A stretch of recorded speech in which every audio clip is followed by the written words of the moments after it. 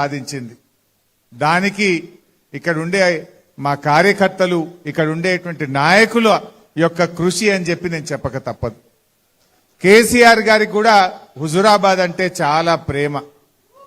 అందుకే మీరు గుర్తు తెచ్చుకోండి, ప్రపంచమే అబ్బురపడిన, దేశమే మనను చూసి నేర్చుకున్న రైతు బంధు పథకం ప్రారంభమైంది హుజురాబాద్ నుంచి. కేసీఆర్ గారు రైతు బంధును హుజురాబాద్ నుంచి స్టార్ట్ చేసింది. దళిత బంధు పథకాన్ని ఈ హుజురాబాద్ నుంచి కేసీఆర్ గారు ప్రారంభించింది. కేసీఆర్ గారికి కూడా హుజురాబాద్ అంటే ఎంతో ప్రేమ.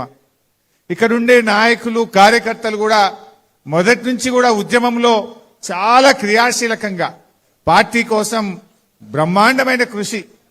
ఆ రోజుల్లో రైల్ రోకో అంటే మన ఉప్పల్ రైల్వే స్టేషన్ దగ్గర గంటలు గంటలు రైలు ఆపితే ఢిల్లీకి రైలు బంద్ చేసిన ఘనత కూడా ఈ హుజురాబాద్ జమ్మికుంట కార్యకర్తలదని చెప్పి గుర్తు చేస్తా ఉన్నా. ఏ పోరాటంలో అయినా ముందున్నటువంటి కార్యకర్తలు. మరి ఈరోజు ఈ మీటింగ్ పార్టీని బలోపేతం చేసుకోవాలి. మళ్ళీ గ్రామ కమిటీలు వేసుకుందాం, పట్టణ కమిటీలు వేసుకుందాం, మండల కమిటీలు వేసుకుందాం, జిల్లా కమిటీలు వేసుకుందాం. పార్టీని పటిష్టవంతంగా తయారు చేయాలని చెప్పి గౌరవనీయులు కేసీఆర్ గారు నిర్ణయించిండ్రు. మన ఉమ్మడి కరీంనగర్ జిల్లా మొత్తం బాధ్యతను పెద్దలు మాజీ మంత్రివర్యులు జీవన్ రెడ్డి గారికి కేసీఆర్ గారు ఆ బాధ్యత వారి మీద పెట్టారు. మరి ఇప్పుడు కార్యకర్తలుగా మనం కూడా ఇప్పుడు అంతా ఆన్లైన్ డిజిటల్ చేయాలని డిసైడ్ అయింది పార్టీ. మనం ఇంతకుముందు పుస్తకాలు ఇస్తే కొన్ని కరెక్ట్ చేద్దాం, కొన్ని రాసుకొద్దాం. ఇప్పుడు రాసు లేదుగా, అంతా డిజిటలే. సెల్ ఫోన్లో ప్రతి ఇంటికి పోవాలి, వాళ్ళ ఫోటో తీయాలి, వాళ్ళతోని మాట్లాడిన తర్వాతనే మెంబర్షిప్ తీసుకోవాలి. పేమెంట్ కూడా అంత ఆన్లైన్, డైరెక్ట్ ఏమంటాం పేటిఎం, ఫోన్ పే.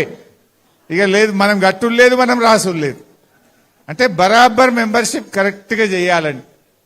అట్లయితే పార్టీ బలంగా ఉంటుంది.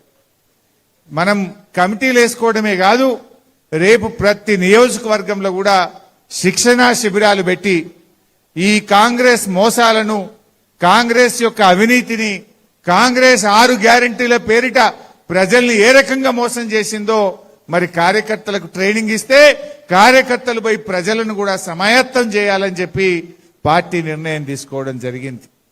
మరి ఇంకో వారం 10 రోజుల్లో మనకు ట్రైనింగ్ ఇస్తాం. మనం ప్రతి బూత్కు కూడా 2 ఏజెంట్లను తీసుకొని, పోలింగ్ బూత్ లో 2ని తీసుకొని వాళ్ళకి ఎట్లా మెంబర్షిప్ చేయాలి, ఏ రకంగా చేయాలి అని ఫోన్లోనే, వాళ్ళ ఫోన్ ద్వారానే మెంబర్షిప్ చేసే విధంగా ట్రైనింగ్ ఇచ్చి వాళ్ళ ద్వారా, ఇప్పుడు ఊర్లో 3 బూతులుంటే 3 బూత్లకు ఈచ్ బూత్ 2, అంటే 6గురికి మనం ట్రైనింగ్ ఇస్తాం.